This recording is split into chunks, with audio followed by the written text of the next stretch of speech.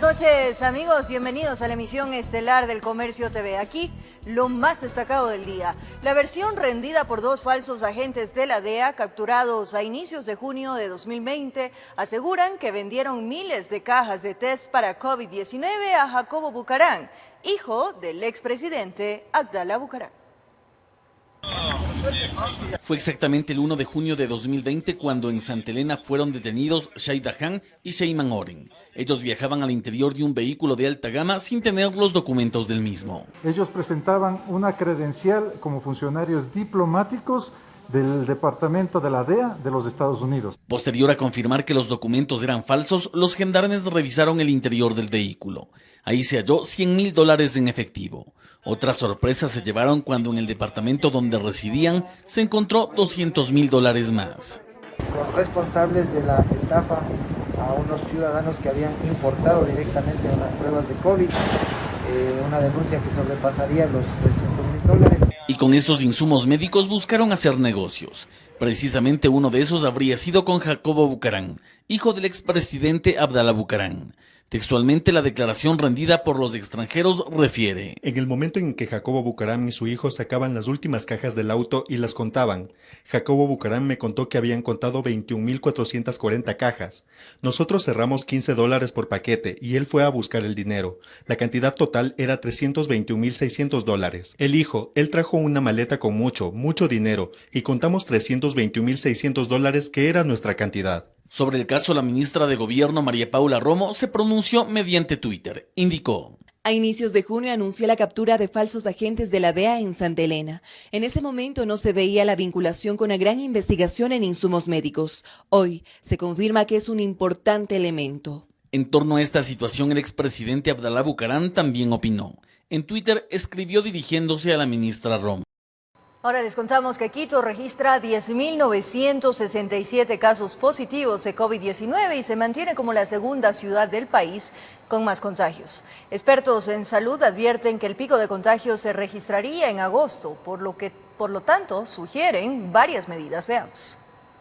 Quito podría convertirse en el epicentro de la pandemia en el país con un sistema hospitalario al tope. La diferencia de casos con Guayaquil, que entre marzo y abril fue la urbe más afectada, es de 678 contagiados. Hasta la fecha, Quito registra 10.967 casos con 368 nuevos infectados. De nuevo, la situación de Quito es una situación crítica, la situación de Pichincha es una situación crítica. Según expertos consultados en la capital, el pico de contagios cuya explosión máxima se registraría en agosto. Ya comenzamos a ascender al brote epidémico explosivo desde ahora y la meseta máxima la llegaremos a fines de agosto y a inicios de septiembre.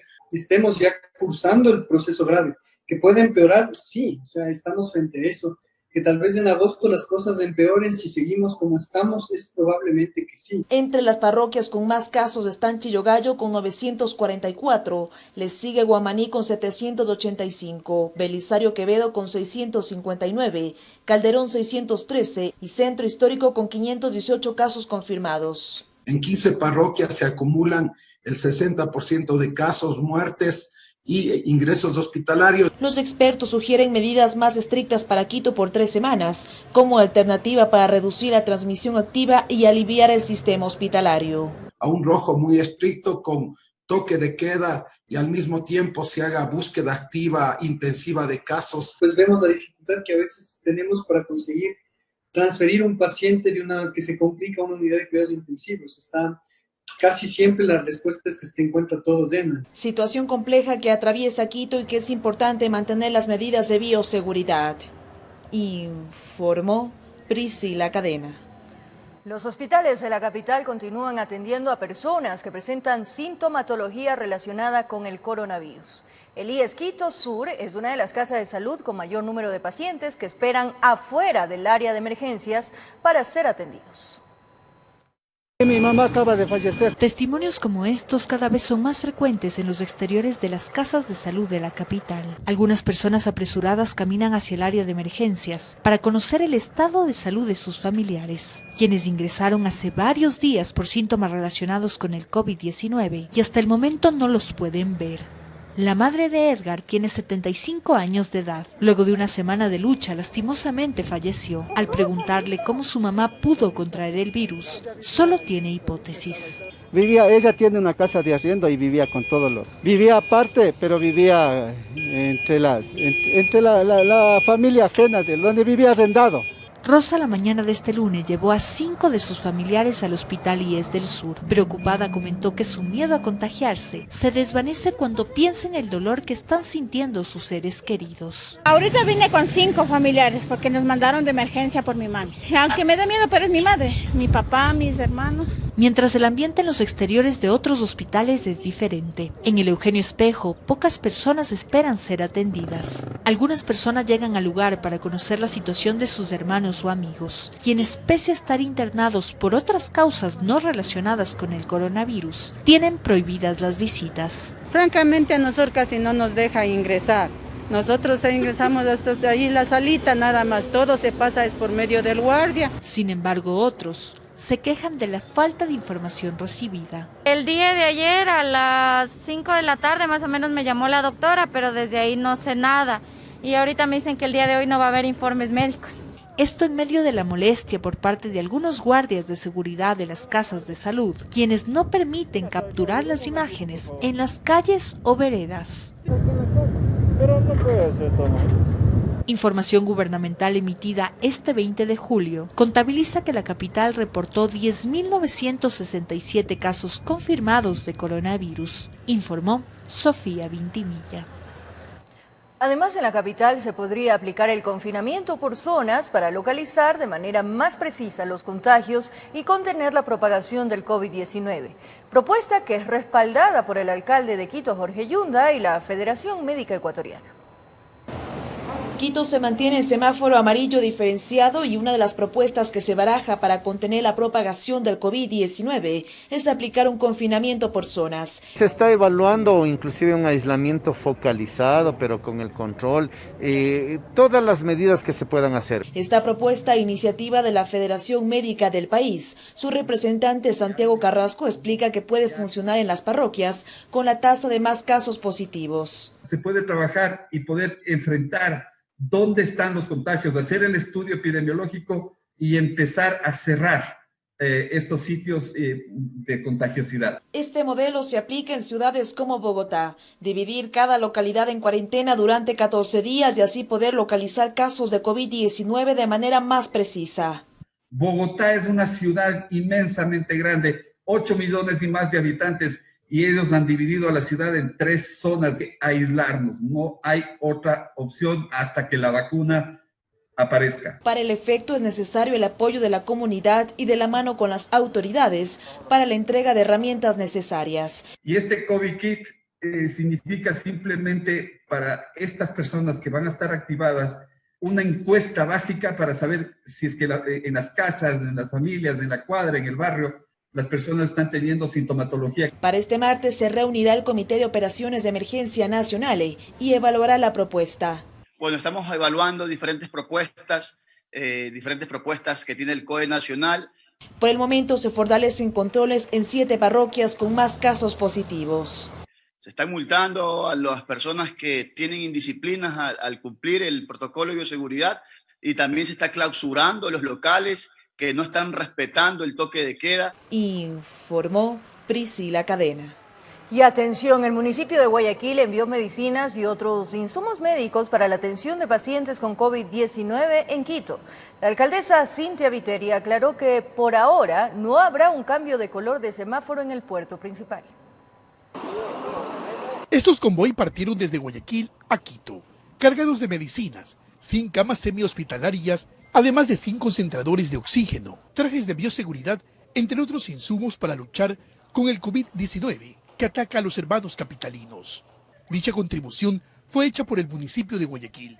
Y ese es el equipo que les desea a Quito lo mejor que les pueda pasar, que salgan de esta crisis y que nunca, nunca, nunca jamás vivan lo que vivimos en Guayaquil. Haremos como ciudad todo lo necesario para que ustedes no pasen lo mismo que pasamos nosotros acá cuando perdimos alrededor de 10.000 personas en esta pandemia que devastó el mundo y que devastó nuestros corazones también. La alcaldesa Cintia Viteri se refirió al cambio de semáforo y aseguró que el puerto principal por ahora no tendrá un cambio. Y ahora llevamos desde el 10 de mayo a la fecha 49 días con muerte cero por encima del promedio habitual en la ciudad de Guayaquil. La lucha continúa, nadie se debe relajar en esta ciudad. No estamos ni cerca del semáforo en verde,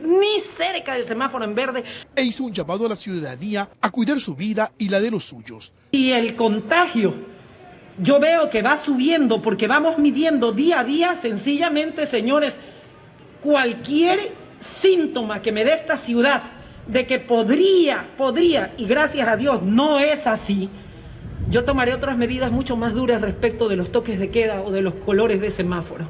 Siempre controlando la ciudad día a día con data, con números. En el traslado de la medicina colaboraron elementos de las Fuerzas Armadas, quienes junto al personal de la Dirección de Acción Social del municipio de Guayaquil viajaron en los camiones. Se estima que en horas de la noche esta donación llegue a Quito, para atender así a los contagiados con COVID-19, informó Carlos Julio Gurumendi. Y sobre esta información les queremos especificar que alrededor de las 20:30 está previsto que llegue este convoy con los insumos médicos donados de la ciudad de Guayaquil hasta el sector de Quitumbe, aquí en el sur de la capital. Y debido al acelerado incremento de casos de COVID-19, el Cantón Mejía regresó al semáforo rojo desde este lunes 20 de julio. Este es el primer cantón en la provincia de Pichincha en tomar dicha medida.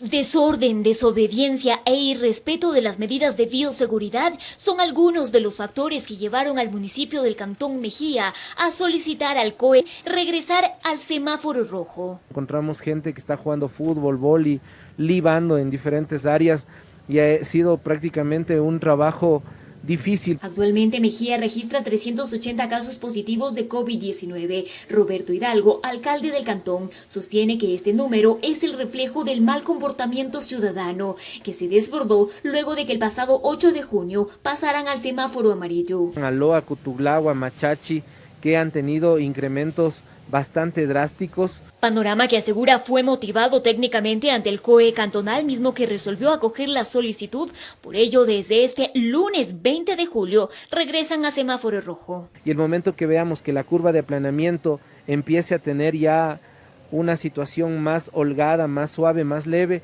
nosotros podríamos retornar nuevamente al semáforo amarillo. El burgomaestre resaltó que regresar al color rojo no significa aislamiento o confinamiento total, ya que este semáforo fue modificado en los últimos meses. El toque de queda, que es de 6 de la tarde hasta 5 de la mañana, la prohibición total de reuniones sociales, tanto públicos y privadas que existan dentro del cantón, y asimismo el 30% de aforo. El comercio estaría totalmente normal.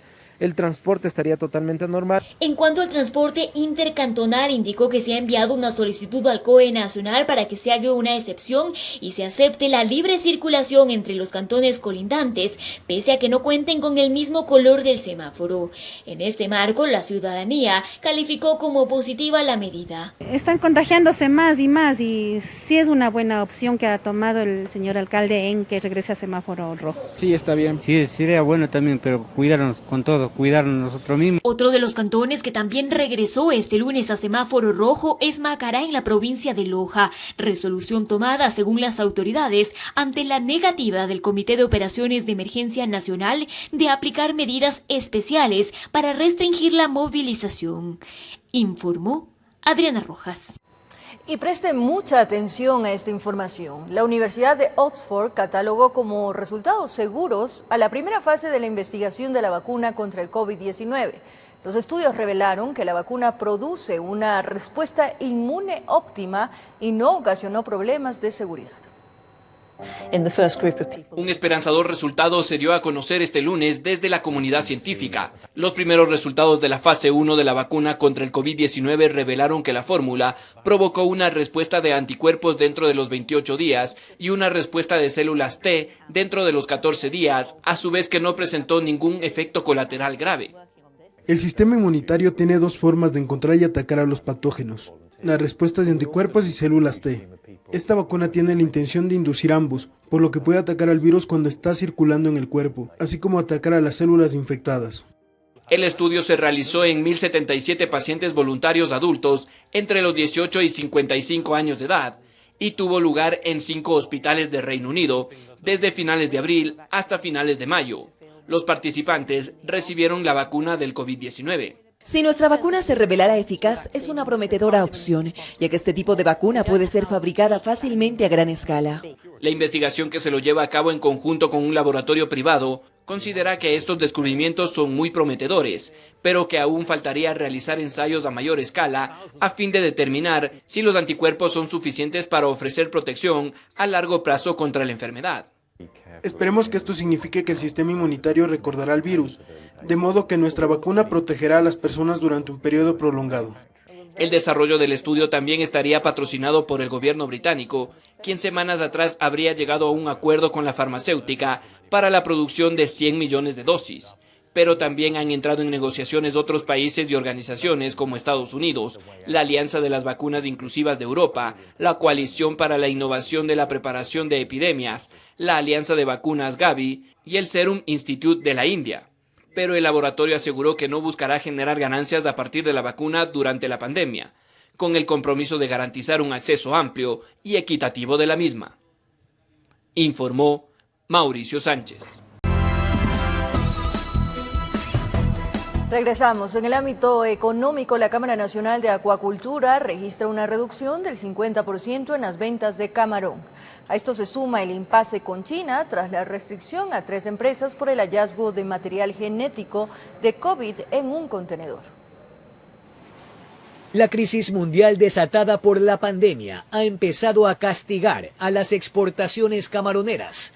Y para la Cámara el ajuste solo es semejante a la mancha blanca en 1995. El 50% de nuestra producción se distribuye en el sector HoReCa, que son hotelerías, restaurantes, servicios de catering y cafeterías. La caída de exportaciones en el mes de junio representó una pérdida al país de 90 millones de dólares. En mayo vendieron 160 millones de libras, junio 127, y en el presente mes creen no pasarán de las 80 millones de libras. Créditos principalmente para pequeños y medianos productores que puedan de alguna forma oxigenarse y apalancarse en esta compleja situación. Pero la contracción tiene escenarios paralelos. Tras el hallazgo de material genético de coronavirus en un contenedor, China sancionó a 3 empresas que por ahora no pueden enviar ni media caja al mercado. Recuperar a la brevedad posible el 100% de operatividad con el principal comprador nuestro, que es China. Así que, Jorge, espero que en las próximas horas ya tener esa respuesta. Ha generado un temor en el mercado chino a la compra de camarón proveniente de otras empresas que no necesariamente están sancionadas. Les soliciten a todos quienes importaron que regresen el producto. Entonces, ese riesgo, ese mercado de riesgo hoy generado por el anuncio, por la sanción, es lo que ahora tenemos que contrarrestar. El año pasado el sector creció en un 27%. Vendieron más de 3.000 millones de dólares. Informó Jorge Escobar. Decenas de maestros salieron a las calles de Guayaquil para exigir el pago de sus haberes atrasados. Afirman que desde hace 3 meses no se les cancela y piden ser restituidos en sus puestos de trabajo. Se venden mascarillas 2.50 de la UNE. Fue separado del magisterio ecuatoriano y por tal razón no le quedó otra opción que vender mascarillas en las calles de Guayaquil. Luis Rocafuerte llevaba 3 años como docente y el pasado 19 de junio recibió una notificación donde le comunicaban que su contrato había terminado. La desvinculación marcaba de que el Estado no tenía el presupuesto para mantenerme en mis funciones. La verdad, ahorita me ha marcado a punta de venir a presionar por mis derechos y de un pequeño emprendimiento que estoy realizando, porque trabajo ahorita no hay. Así como él, son cerca de 3.000 educadores de la provincia del Guayas que se encuentran sin trabajo. Fueron nombramiento provisional. Esto quiere decir que estos maestros concursaron en los quiero ser maestros del 1 al 6. Fueron elegibles y no se le ha respetado la elegibilidad. Ellos apostaron en la Plaza Rocafuerte, en pleno centro de la ciudad. Aquí hicieron un plantón con banderines de la Unión Nacional de Educadores, pidiendo ser escuchados. Y hasta ahora que ya estamos julio, son 3 meses que los maestros están sin poder llevar un pan a la casa. Existieron maestros que simularon crucificarse. Nos hemos endeudado comprando una computadora o comprando un teléfono para poder estar sintonizados con la actividad diaria con nuestros estudiantes. Acudimos a esta dependencia para que de manera inmediata se inicie un proceso de investigación, se resuelva y se determine el reintegro de todos los maestros desvinculados y de manera particular a los maestros, las maestras en estado de vulnerabilidad. El plantón concluyó con un minuto de silencio para recordar a sus compañeros que murieron durante los primeros meses de pandemia en la ciudad de Guayaquil, informó Carlos Julio Gurumendi. Representantes del gremio de taxis de Pichincha, junto a grupos de transportistas públicos, urbanos y comerciales, realizaron una protesta para exigir al Consejo Metropolitano de Quito suspenda por este año la revisión técnica vehicular, requisito para efectuar el proceso de matriculación. 5 caravanas se concentraron en diferentes puntos de la capital. Los conductores decidieron agruparse en las entradas del norte y sur de la capital para juntos avanzar hasta el Parque del Arbolito, donde la policía y los agentes metropolitanos de tránsito impidieron que se estacionen cerca a este espacio público, por lo que optaron por dar algunas vueltas en la zona. Los choferes exigen a las autoridades de la ciudad posterguen la revisión técnica vehicular de este año. El documento que fue emitido por la revisión técnica vehicular del 2019, que sea prorrogado para todas las clases de transporte. De acuerdo a datos del gremio de taxistas, al menos el 60% de trabajadores son personas de la tercera edad y acudir a los centros de revisión técnica vehicular podría poner en riesgo sus vidas. Los puntos donde están los centros de revisión, que son Carapungo y Guamaní, son considerados como puntos calientes. Llegaríamos a un promedio de 100.000 personas. Según los representantes del taxismo, en lo que va de la pandemia, más de una decena de conductores contrajeron COVID-19 por transportar pasajeros. Casi 75 compañeros fallecidos. A la protesta se sumaron grupos del transporte comercial, quienes además solicitaron al Estado financiamiento para sus deudas y créditos económicos. Para pagar nóminas, para pagar seguros, para pagar alíes, para pagar todas las deudas que tenemos. A 5 años de crédito, 1 año de gracia y al 5%. Varios buses acompañaron las caravanas. Esto mientras muchos choferes amenazaron con radicalizar sus protestas si no son escuchados. Este martes, el Pleno del Consejo Metropolitano discutirá en segundo debate el proyecto de ordenanza para que el transporte público y comercial realice una revisión técnica vehicular hasta finalizar el 2020, informó. Gracias por seguir en nuestra sintonía. Nuevas resoluciones por parte del COE Nacional se dieron a conocer por medio de las redes sociales. Entre ellas, la apertura de las playas para el 5 de agosto. Desde las redes sociales de Rommel Salazar, director general del Servicio Nacional de Gestión de Riesgos y Emergencia, daba a conocer lo que se dio en la sesión del COE Nacional de este lunes, en donde resolvieron lo siguiente.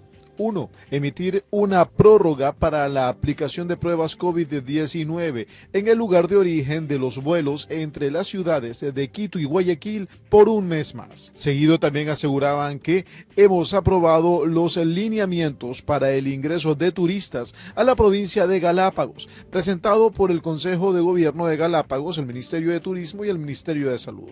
Habrá un corredor turístico seguro para las Islas Galápagos desde este 1 de agosto. Y para terminar, finalmente hemos postergado la apertura de playas con fecha tentativa de 5 de agosto hasta nueva evaluación. La seguridad y salud de la ciudadanía es nuestra prioridad. Como lo anunciamos, entre las víctimas del coronavirus también existen profesionales de la salud que batallan en primera línea contra esta enfermedad. Aquí la historia de quienes han vivido la dura realidad de la pandemia y piden a la ciudadanía quedarse en casa. Cuando estuve enferma era lo único que le pedía, poder continuar, poder volver a vivir. Tengo 3 hijos. Es el testimonio de esta médico. Son quienes están en primera línea, los encargados de salvar la vida del resto, aunque eso signifique poner en riesgo su propia existencia. Norma Zapata tiene 48 años, estuvo al borde de la muerte y se contagió con el virus atendiendo a sus pacientes. conocí la sensación terrible de estar entubada, de estar imposibilitada ni siquiera de hablar, con una laringitis por la intubación terrible. Sí, tal como lo escucha.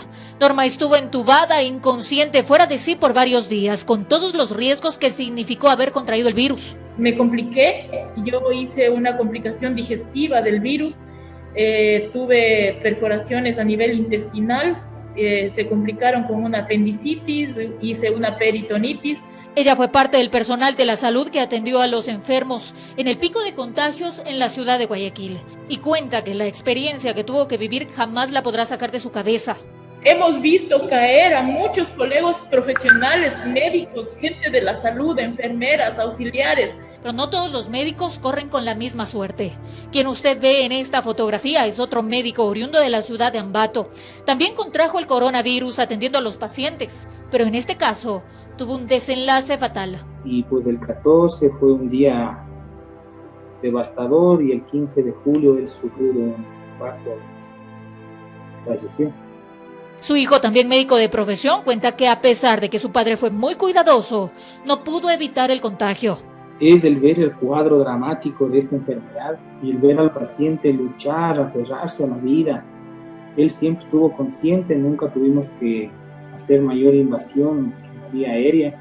Él intentaba respirar, hacía los ejercicios, él se aferraba a la vida. Frente a la problemática, hemos enviado correos al Ministerio de Salud Pública para que nos puedan ayudar con la cifra del personal de la salud fallecido dentro de la emergencia sanitaria por coronavirus y probable para coronavirus. Estamos a la espera de una respuesta. Informó Marilyn Jaramillo. En el Ecuador se reportan 46 casos del síndrome inflamatorio multisistémico, más conocido como el síndrome de Kawasaki, que afecta a menores de edad. La enfermedad está relacionada al coronavirus.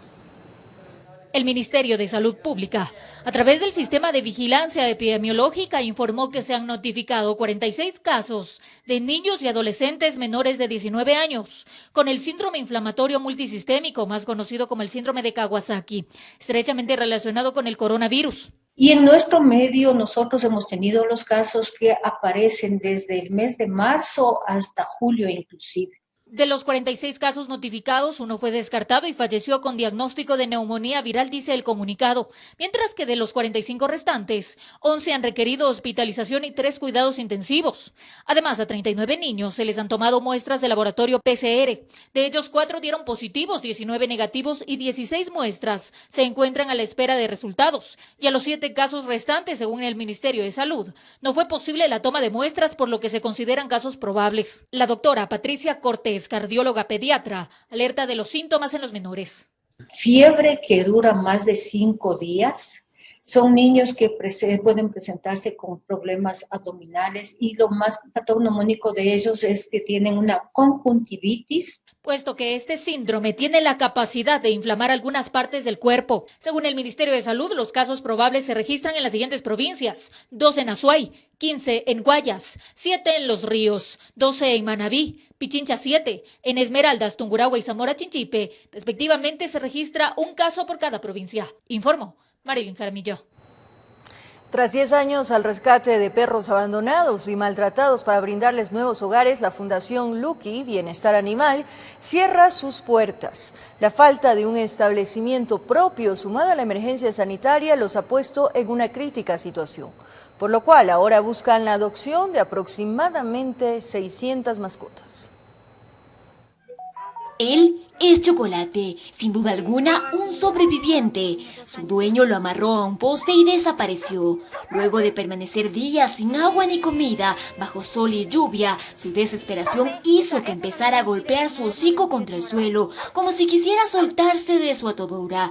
Afortunadamente, fue rescatado a tiempo. Sin embargo, las heridas que se causó dejaron graves lesiones en su mandíbula inferior. Tenía tumores.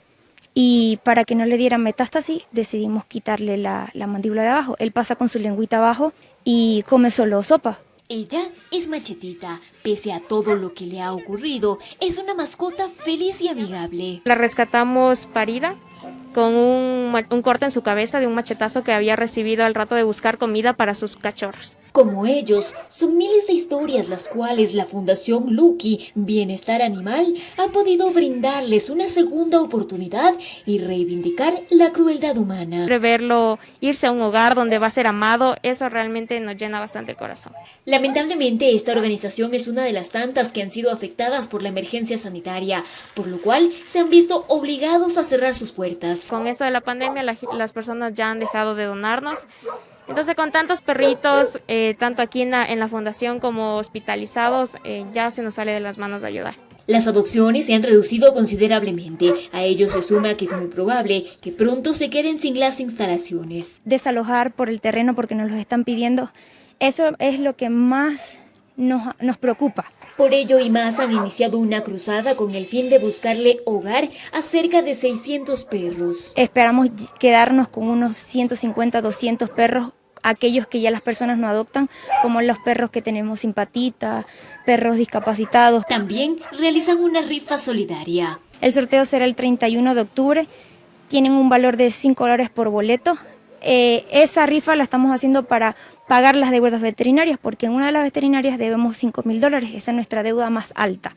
Si usted quiere apoyar a la Fundación Lucky, puede comunicarse al número 0998 88 92 95 o hacer un aporte económico a la cuenta de ahorros del Banco del Pichincha 2204 14 43 29 a nombre de María Alejandra Reyes. En Quito informó Adriana Rojas.